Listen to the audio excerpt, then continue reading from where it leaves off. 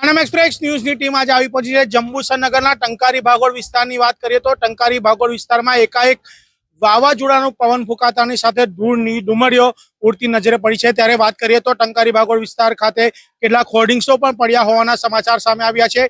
ત્યારે કેમેરામેનને કહીશ કે દ્રશ્ય બતાવે કે પવનના કારણે લાઇટો પણ ડૂલ થઈ છે અને ક્યાંક ને ક્યાંક લોકોમાં જનજીવન અસ્તવ્યસ્ત થયું હોય તેવા પરિસ્થિતિ દેખાઈ રહી છે। વેપાર ધંધાને પણ અસર પડે તેવી પરિસ્થિતિ દેખાય છે।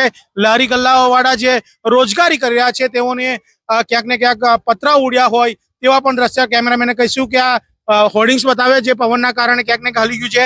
ત્યારે ટંકારી ભાગોળ સર્કલ વિસ્તારમાં પણ હાલ બાંધેલું નવું જ રામનવમીનું હોર્ડિંગ્સ પણ તૂટ્યું હોવાના સમાચાર સામે આવ્યા છે। ત્યારે ક્યાંક ને ક્યાંક હવામાન વિભાગ દ્વારા કરાયેલી આગાહી સાચી પડી હોય તેમ લાગી રહ્યું છે।